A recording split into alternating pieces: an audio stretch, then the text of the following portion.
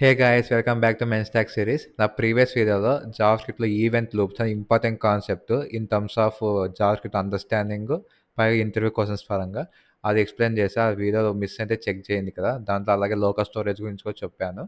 ఈ వీడియోలో మనం ఇది జావా స్క్రిప్ట్ లాస్ట్ వీడియో అనమాట.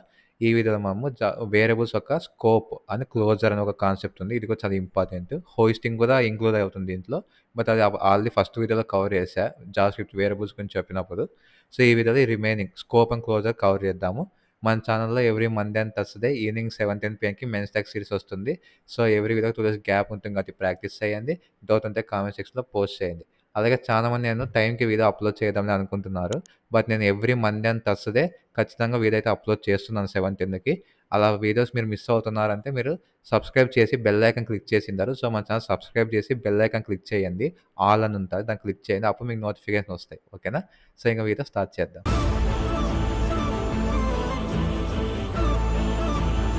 సో గైస్ ఈ వీడియో షార్ట్గానే ఉంటుంది. అది ఒక 10 to 12 మినిట్స్లో అయిపోతుందేమో చూద్దాం. ఓకేనా?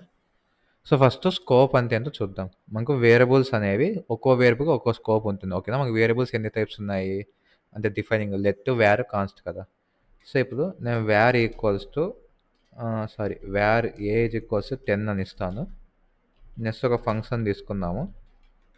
Function demo. ఓకేనా? మరి ఇక్కడ వేర్ ఏజ్ ఈక్వల్స్ టు 20 ఇస్తా. ఓకేనా? కన్సోల్ డాట్ లాగ్ ఆఫ్ ఏ అని వెళ్దాం. ఓకేనా?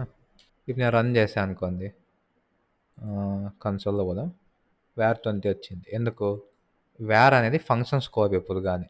ఓకేనా? వేర్ ఫంక్షన్ స్కోప్ కాబట్టి మనకి ఇది వచ్చింది. ఫర్ ఎగ్జాంపుల్ నేను ఇక అంటే ఫంక్షన్ స్కోప్ అంటే ఈ ఫంక్షన్లో ఉన్నంత వరకే దాన్ని పరిమితం అనమాట. ఏ అనేది అది యాక్సెస్ చేయదు. ఎందుకు? దీని స్కోప్ ఫంక్షన్.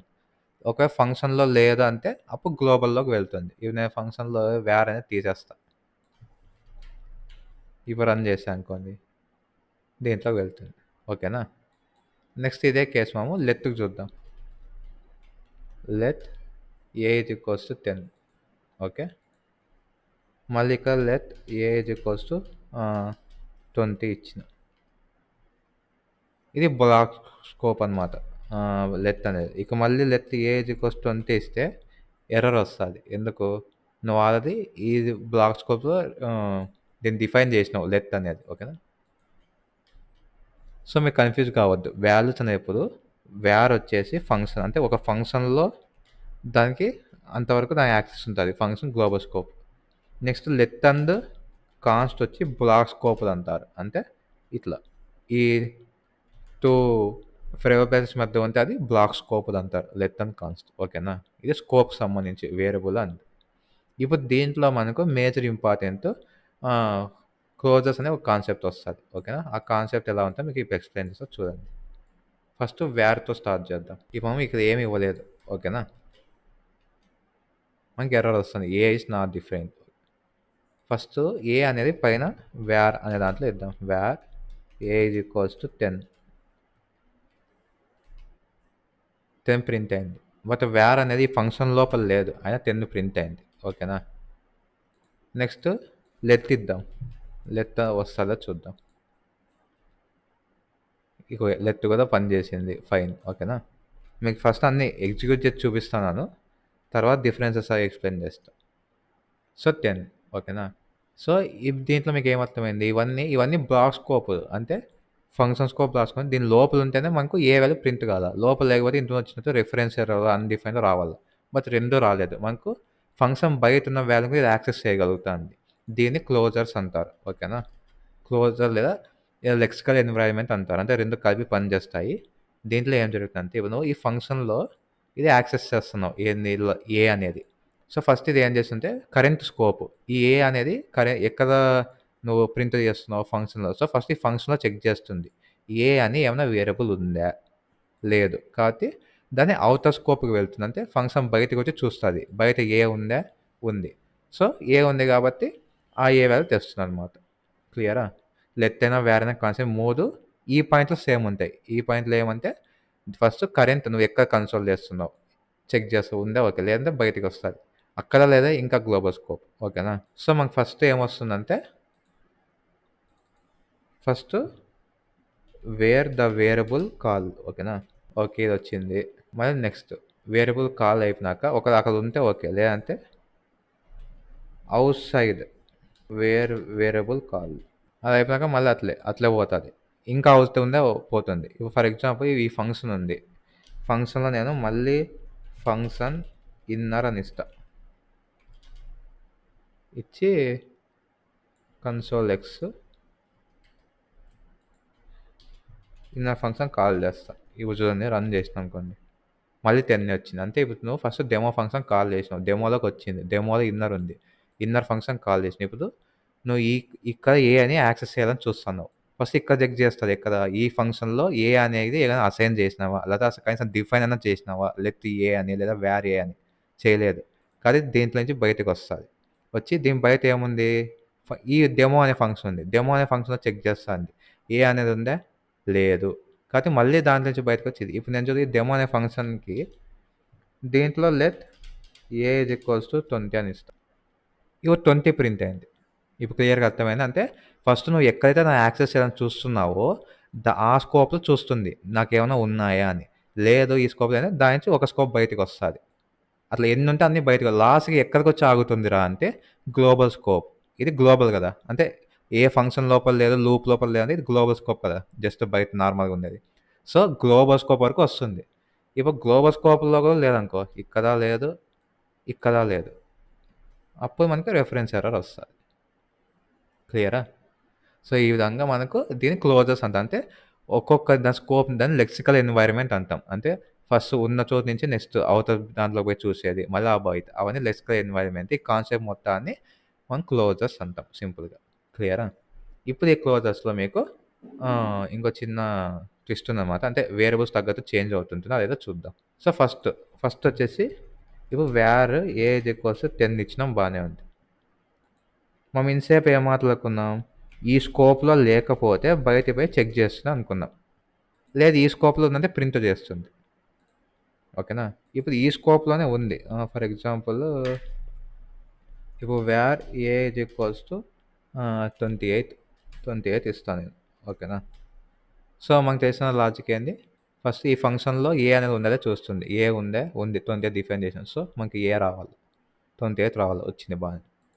ఇప్పుడు దీని కింద చేస్తా. ఫంక్షన్లోనే ఉంటుంది ఇదేమో ఈ ఫంక్షన్లోనే ఉంటుంది, కానీ ఫస్ట్ ప్రింట్ చేసి నెక్స్ట్ దాన్ని డిఫైన్ చేస్తున్న వాల్యూని చూద్దాం. అన్డిఫైన్డ్ వచ్చింది. ఎందుకంటే మీరు నా ఫస్ట్ వీడియో జేఎస్ చూసితే వేరియబుల్స్ సంబంధించి అందులో హోస్టింగ్ అనే కాన్సెప్ట్ చెప్పా. హోస్టింగ్లో ఏం జరుగుతుంది, వేర్ అనేది ఎప్పుడు టాప్కి వెళ్ళి అక్కడ జస్ట్ ఏ అనేది ఇన్సిలైజ్ ఉంటుంది, అంటే అన్డిఫైన్ అని ఉంటుంది, వాల్యూ మాత్రం ఇక్కడ అసైన్ అవుతుందని చెప్పా కదా. ఇక చిన్నగా చెప్పేస్తున్నా, డీటెయిల్గా ఎక్స్ప్లెయిన్ చేయడంలే, ఎందుకంటే ఆ వీడియోలో డీటెయిల్గా చెప్పినా కాబట్టి ఈ కాన్సెప్ట్ ఎట్లా వర్క్ అవుతుందని. సో మనకి ఏ అనేది వస్తుంది కాబట్టి అన్డిఫైన్. ఓకేనా. ఆ హోస్టింగ్ కాన్సెప్ట్ తెలిసిన వాళ్ళకి ఇది ఈజీగా, అసలు నేను ఎక్స్ప్లెయిన్ అవసరం లేదు, ఎందుకు వచ్చి అర్థమవుతుంది. క్లియర్. సో ఎప్పుడైతే నీకు దీంట్లో ఒక వేరియబుల్ అనేది ఉంది, కానీ నువ్వు ఆ వేరియబుల్ డిఫైన్ చేసే ముందే యాక్సెస్ చేసినావంటే అదే వేరియబుల్ ఆన్సర్ ఇస్తుంది, కానీ మళ్ళీ పైన లేదు కదా అని చెప్పి దీనికి పోదు. ఓకేనా. ఎప్పుడైతే దీంట్లో ఏమి ఉండవో, ఇప్పుడు ఇది కామెంట్ చేస్తా, అప్పుడు పైకి పోతుంది. క్లియరా. నెక్స్ట్ ఇప్పుడు వ్యాప్ ప్లేస్లో లెట్ ఇద్దాం, ఏజ్ ఈక్వల్స్ 28 ఇద్దాం, ఇక్కడ కూడా లెట్ ఇద్దాం. సో మీ అందరికి తెలుసు ఫంక్షన్లోనే ఉంది కాబట్టి 28 వస్తుందని తెలుసు. లెట్ కూడా సేమ్ చూద్దాం, కంట్రోల్ ఎక్స్. చూసారా, ఇప్పుడు కూడా పైన ఉన్న ఏజ్ ఎందుకు పోదాంలే, ఎందుకు దీనికి తెలుసు ఆల్రెడీ నేను ఉన్న ఫంక్షన్లోనే, అంటే నేను ఉన్న స్కోప్లోనే ఏ అనేది వాల్యూ ఉంది, కానీ మీరు ముందే యాక్సెస్ చేస్తున్నారు కాబట్టి కెనాట్ యాక్సెస్ ఏ బిఫోర్ ఇనిషియలైజేషన్ రెఫరెన్స్ ఎర్రర్ అని వచ్చింది. కానీ వేర్కి అన్డిఫైన్డ్ వచ్చింది. ఇవన్నీ ఎందుకు వచ్చినాయి, హోస్టింగ్ వల్ల. ఓకేనా. హోస్టింగ్ కాన్సెప్ట్లో లెట్ కాన్సెప్ట్ ఏం జరుగుతుంది, టెంపోరల్, కరెక్ట్, టెంపోరల్ డెత్ జోన్లో ఉంటాయి అన్నమాట. ఓకేనా. సో కాబట్టి టెంపోరల్ డెత్ జోన్లో ఉన్నప్పుడు ముందే యాక్సెస్ చేసి ఈ ఎర్రర్ వస్తుంది, మీ అందరికి తెలుసు. క్లియర్. నెక్స్ట్ కాన్స్ట్ యూజ్ చేసినా అంతే. ఇవి నేను కాన్స్ట్ వెళ్తాను, మళ్ళీ ఇక్కడ కూడా కాన్స్ట్ వెళ్తాను. సో ఇది సేమే, ఇక్కడ ఉంటే ఎర్రర్ వస్తుంది. లేదు ఈ పైన పెట్టినామంటే ఈ 28 వస్తుంది. లేదు ఇక్కడ కూడా ఏమీ లేదు అంటే ఏజ్ 10. క్లియరా. సో మీకు ఇప్పుడు ఈ చార్ట్ అర్థమవుతుంది చూడండి. Until global scope. క్లియరా? So first where the variable is being call. ఓకేనా? అంటే ఆ వేరియబుల్ని ఎక్కడ కాల్ చేస్తున్నావు ఈ ఫంక్షన్లో. సో ఫస్ట్ ఈ ఫంక్షన్ చెక్ చేస్తుంది, ఉంటే ప్రింట్ చేస్తుంది. ఓకే, వేరియబుల్ ఉంది కానీ నెక్స్ట్ లైన్స్లో ఉన్నాయి, ముందే నువ్వు డిక్లేర్ చేయాలి అంటే వేర్కి అయితే అన్డిఫైన్డ్ వస్తుంది, లెట్ కాన్స్కి అయితే రెఫరెన్స్ ఎర్రర్ వస్తుంది. ఇక్కడ క్లియర్. ఓకే, నెక్స్ట్ ఏం చేస్తుంది? ఇప్పుడు ఈ దీంట్లో లేదు, ఈ ఫంక్షన్లో లేదు, అప్పుడు దాని అవుటర్ స్కోప్. ఈ ఫంక్షన్కి అవుటర్ అంటే ఏది? ఇది, ఈ పైన ఉండేది. కానీ దాంట్లో చెక్ చేస్తుంది, దాంట్లో ఉంటే ప్రింట్ చేస్తుంది. లేదా అది ఫంక్షన్ లేదా ఒక లూప్లో ఇఫ్ కండిషన్లో మళ్ళీ దాంట్లో ఇంకో లూప్లో ఉందనుకుందాం, అట్లా అవతల వరకు వస్తుంది. అలా ఎంతవరకు వస్తుంది? అంటిల్ గ్లోబల్ స్కోప్ వరకు వస్తుంది. గ్లోబల్ స్కోప్ అంటే ఏ లూప్స్ ఏ ఫంక్షన్ లేక డైరెక్ట్ ఇట్లా బయట ఉంది. క్లియరా? సో ఇది మనకు క్లోజర్ అనే ఇంపార్టెంట్ కాన్సెప్ట్. మీరు ఎప్పుడన్నా కాన్స్ట్ బయట రాసి ఇక లోపల ఎట్లా యాక్సెస్ అవుతుంది వేరు, ఇక డిఫైన్ చేయగలగా అని డౌట్ మీకు వస్తే, సో దానికి ఆన్సర్ సింపుల్ ఇదే అనమాట. సో గైస్ ఇది మనకు scope of a variables and closure concept అనమాట. ఈ కాన్సెప్ట్ చాలా సింపుల్. మీకు హోస్టింగ్ ఐడియా ఉంటే ఈ కాన్సెప్ట్ 70% అర్థమైపోతుంది. ఇంకా 30% కొత్త కాన్సెప్ట్ అనమాట ఇది. సో హోస్టింగ్ వీడియో మీరు మళ్ళీ చూడాలనుకుంటే నా first video Java script variables గురించి చెప్పాను కదా, ఆ వీడియో ఎక్స్ప్లెయిన్ చేస్తా, చెక్ చేయండి. ఇంకా ఈ వీడియోతో మనకు జావా స్క్రిప్ట్ పూర్తిగా కంప్లీట్ అయిపోయింది. నెక్స్ట్ మనము నోట్ జేఎస్, రియాక్ట్ జేఎస్ ఇంకా అవన్నీ స్టార్ట్ చేద్దాం. ఓకేనా? సో ప్రాక్టీస్ చేయండి, తొందరపడద్దండి. నేను 2 డేస్ వన్స్ వీడియోస్ పెట్టినా కానీ మీరు వెంటనే చేయని లేదు. ఒక వీడియోకి ఇంకో వీడియోకి మీకు 2 డేస్ కాకపోతే 4 డేస్ కావాలన్నా 4 డేస్ తీసుకోండి. ప్రాక్టీస్ చేసి ఒక వీడియోలో కాన్సెప్ట్స్ అన్నీ అర్థమయ్యాయి అన్నాకే నెక్స్ట్ వీడియోకి వెళ్ళండి. అంతేగాని జస్ట్ వీడియోస్ కంప్లీట్ చేస్తే మీకు ఏమీ రావు. మీరు ఎంత బాగా ప్రాక్టీస్ చేసి మీరు సొంతంగా ఎన్ని ప్రాజెక్ట్స్ చేయగలిగితే ఈ కాన్సెప్ట్స్ యూజ్ చేసి మీకు అంత బాగా వస్తుంది. ఓకేనా? ఓన్లీ వీడియోస్ చూస్తే నేను కాదు కదా జావా స్క్రిప్ట్ కనిపెట్టి చెప్పినా కానీ వేస్టే మీకు. ఓకేనా? మీకు టైం వేస్ట్. సో నెక్స్ట్ వీడియోలో మళ్ళీ కలుసుకుందాం.